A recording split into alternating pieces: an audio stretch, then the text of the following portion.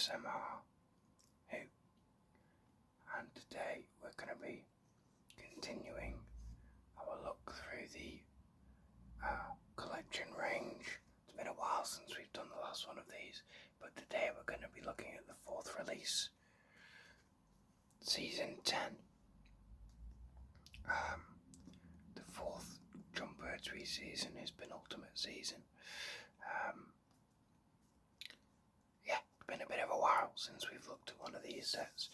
We had obviously the season 15 set and looking through those stories.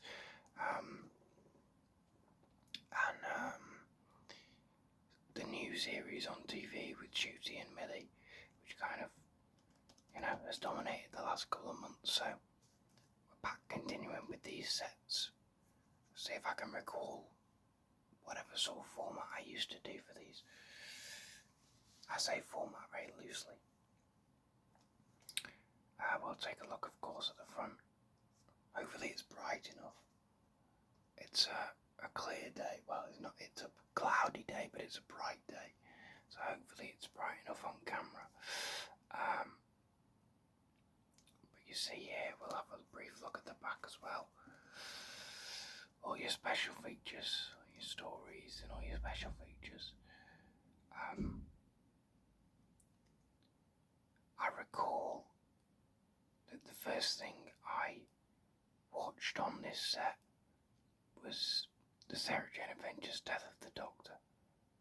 I don't know why, I just fancied watching it. But I watched a couple of Doctor Who and the Third Man. It's a really fun documentary.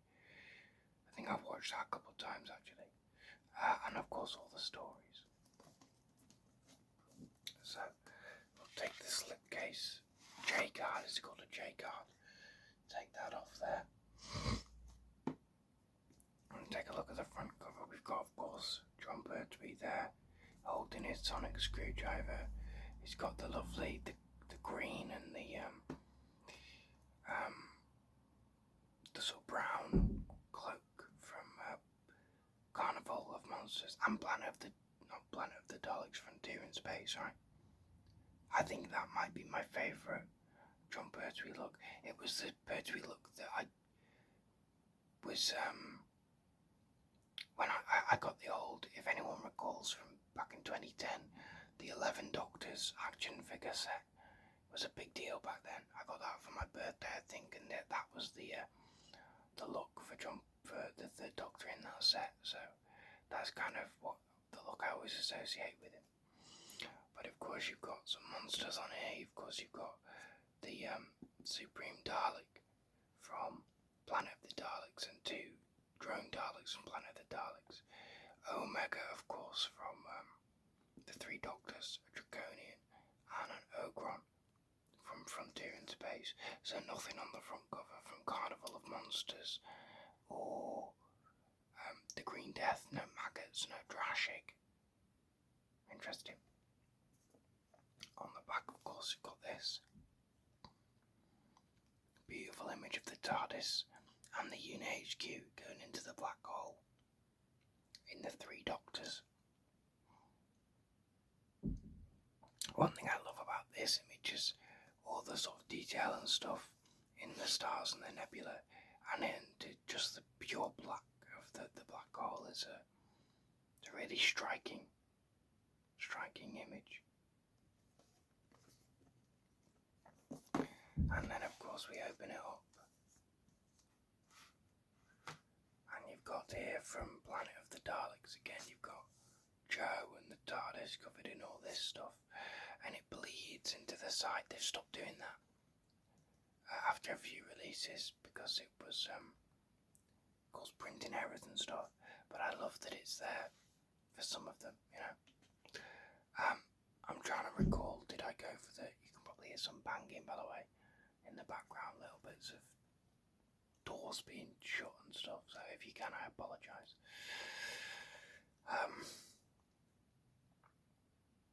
I'm trying to recall now, when I did the other videos for the previous release sets, 12 and 19 and 18, did we go discs first or booklet first? I think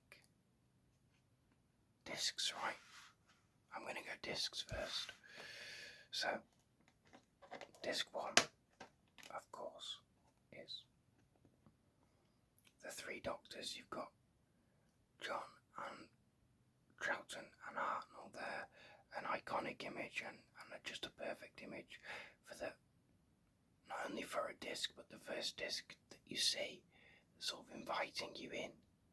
I think it's a beautiful image, and I love this. This is from Three Doctors as well, the background.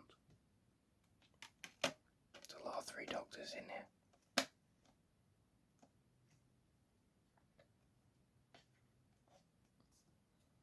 Next, disc 2, Carnival of Monsters.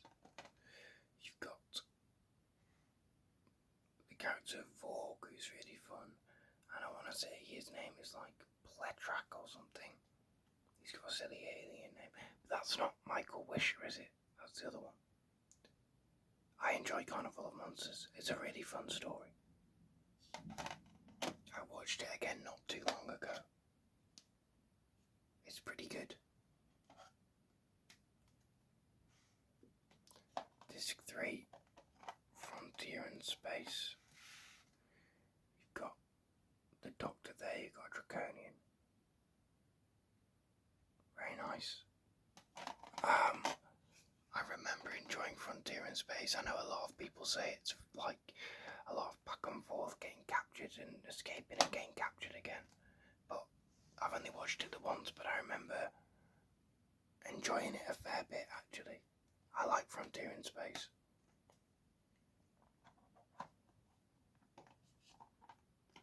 Planet of the Daleks.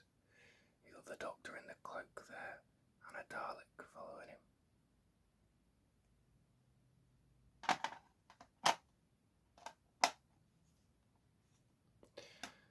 Disc 5, The Green Death. This is such a fun image for this disc, with the Doctor as the sort of washing lady. It's very fun.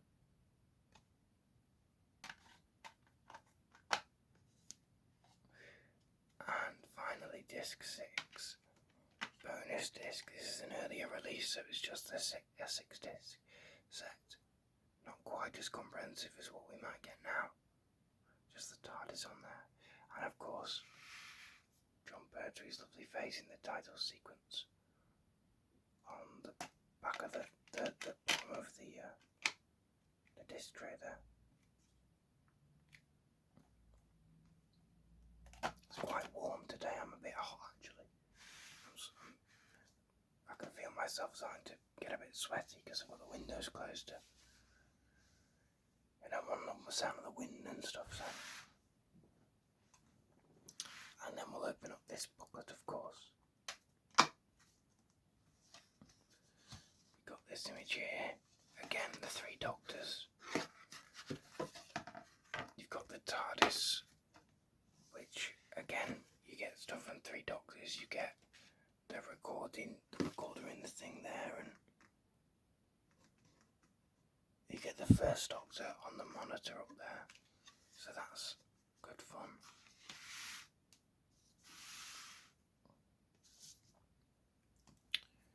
And the booklet here, on the back of course you have this lovely photo of Pertwee.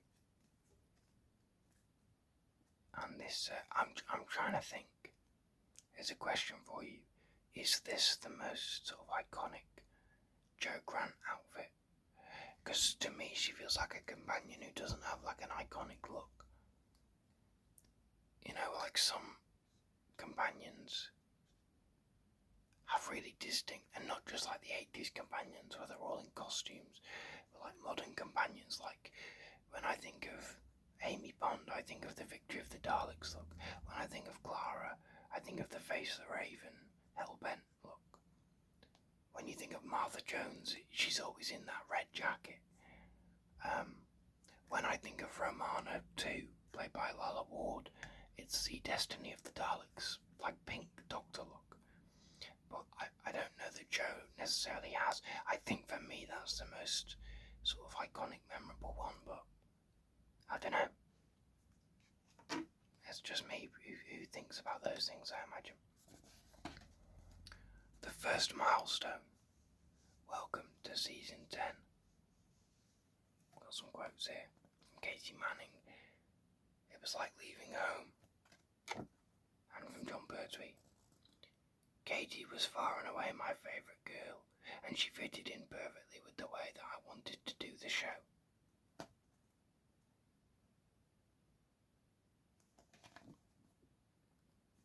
Got some information on season 10 there. These, of course, that's always written by Pete McTeague, I believe, as far as I'm aware.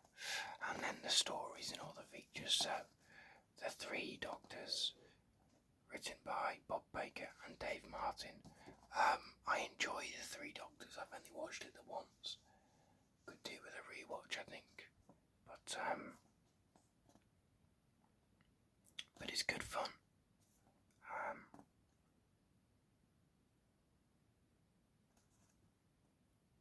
I haven't watched Looking for Lenny, I don't believe.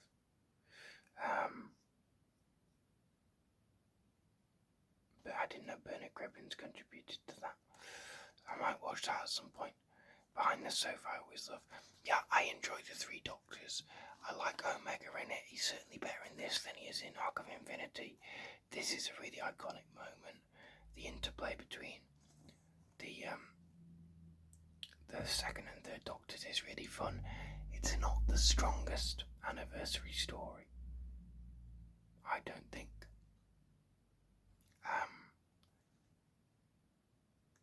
It's quite quaint compared to stuff like even the Five Doctors, but especially Day of the Doctor. And I suppose the 60th anniversary specials as well.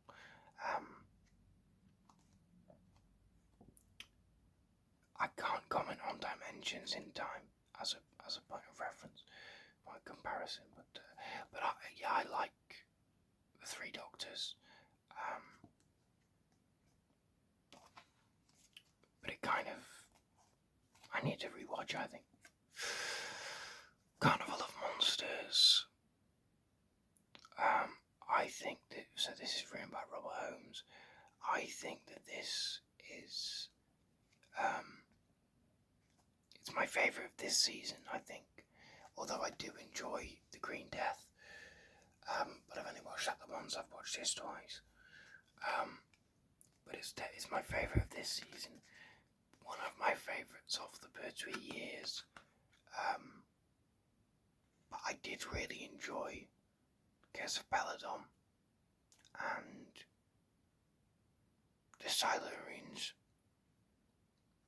And I'm trying to think what other stories I watched that I really liked. I'll still go about for Mind of Evil. But this is a really strong highlight.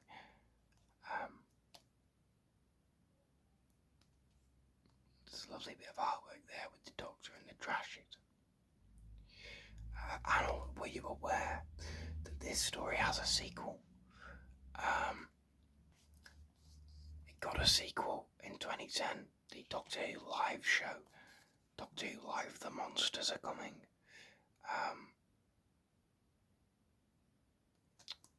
Which is essentially, it was a live concert, I think, sort of, with a story, a narrative story.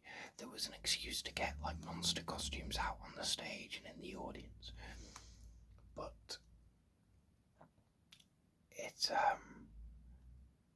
the story of it was about a man called Vorgenson, who is the son of this character, I believe, Vorg, who has a miniscope and traps the Doctor in his miniscope with all the monsters in the prop department. I went to that show in 2010. I went in Cardiff. I don't know why we went in Cardiff specifically, but we went to the one in Cardiff, I remember. And I remember that was back when the old Doctor Who exhibition near Roald Dahl Place was in Cardiff. Not the experience, although I did go to the experience, both in London and in Cardiff actually. But there was a Doctor Who exhibition that was in Cardiff that we went to on that same trip. There was also an old Doctor Who exhibition in Blackpool back in the day, and this is like 2000. If memory serves me correctly, I will have gone to that in about 2008, because I seem to remember in the shop at the end, Series 4 toys. I don't know why I remember that so specifically, but it was an old exhibition, yeah, and it had stuff from the classic, a lot of the classic stuff. It was mainly like classic series stuff and Series 1 stuff, little bits of stuff from Series 1, but I don't remember specifically, but I can't have known much about what was there. I want to say Bessie was there, and maybe an old TARDIS, probably some old Daleks. And right at the end, there was like a room that was playing clips from Series 1, the Chris Eccleston Series 1, and there were a few things from that maybe there. But it was largely classic Doctor Who. I remember going to, and Blackpool's a lot closer to me than Cardiff. But I remember going to both of those exhibitions, and yeah, the Doctor Who live show, The Monsters Are Coming. I still have the, what's it called? What do they call it? The programme. You know, the booklet that they give you with all the sort of information, what the sort of order of things are, and a bit more of the narrative. I still have that. I might crack it out for a video, we'll see. Is it mentioned here?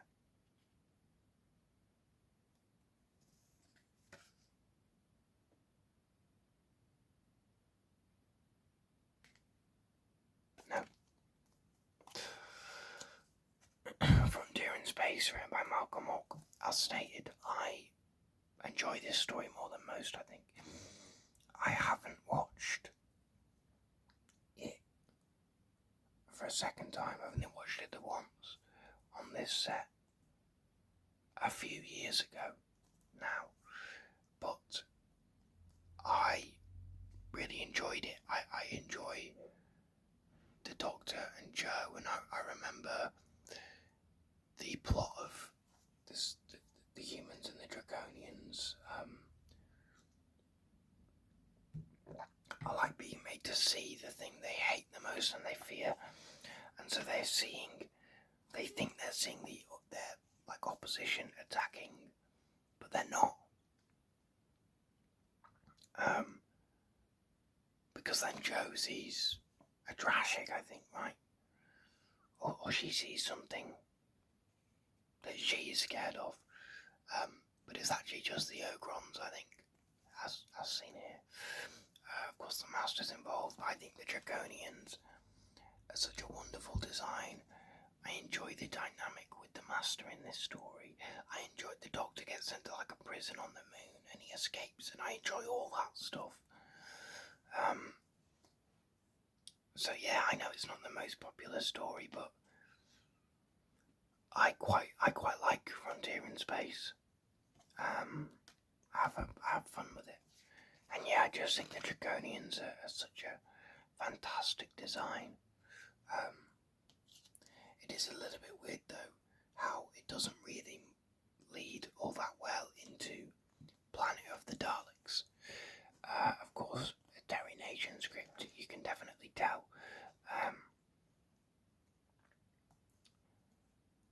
Which supposedly follows on from Frontier in Space, but not really.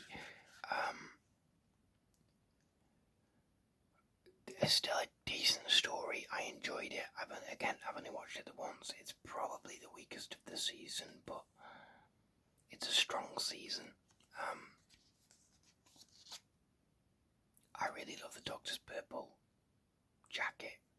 I like the Daleks in this. I like the setting of Spyridon. I like the Thals. But I think the invisibility effects are pretty strong in this one, with the Spyridons and their invisibility.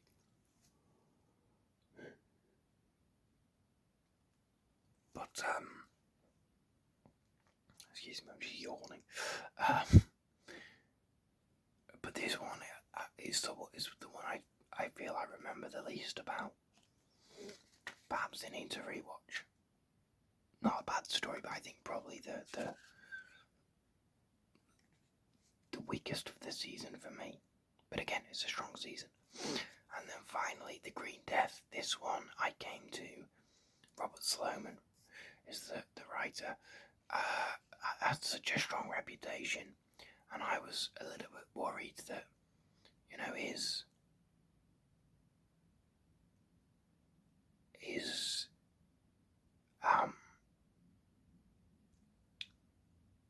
it going to live up to the hype and the reputation? And it absolutely did. It's a really strong story. With the maggots, and you've got Clifford Jones, who's a really fun side character. You've got Boss, who's a really interesting villain. It's just a really fun story. I love how political it is. I love, that it's fun as well. The Brigadier gets radicalised by Quorn. The Doctor dresses up as a washing lady. Like, it's a fun, silly story, but it's also really, really emotional and really, really impactful. It's a real good one. And of course, there's Stuart Bevan, of course, passed away now, unfortunately, but really fun. And then your bonus disc here.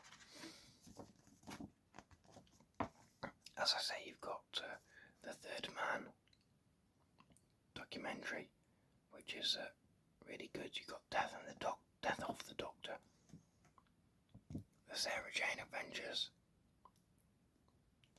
which I did watch. I might rewatch the Sarah Jane Adventures and Torchwood. I'm kind of feeling like it. That's a really nostalgic show for me, Sarah Jane Adventures. And Torchwood, I've only ever watched the first and the second series. I've still not got around to Children of Earth. I need to fix that. You got your Green Death Omnibus, which, if I recall correctly, I said something similar on the season 12 set that if this was a set released now at this point in the range, the Green Death Omnibus would be on its own disc. But alas, it is not. It's just on here. And then, of course, all your credits. Does it say who's written?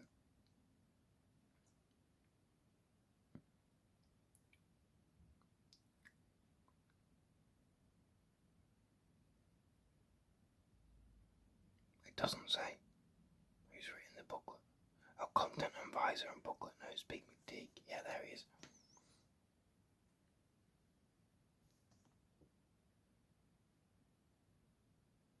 Cool. So, that is season 10.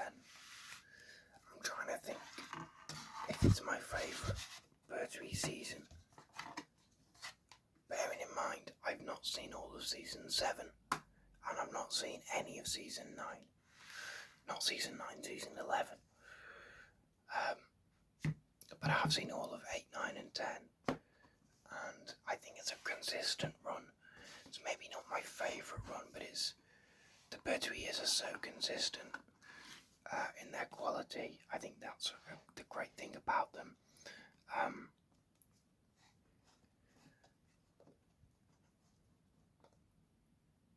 I think maybe it just in terms of the strength of the stories. Although I did enjoy seasons 8 and 9, it's hard to say. But yeah, season 10. There we are. Do you have this set? Do you like this season? Do you have the standard edition of this? Yeah, let me know what your favourite story is, all those good things.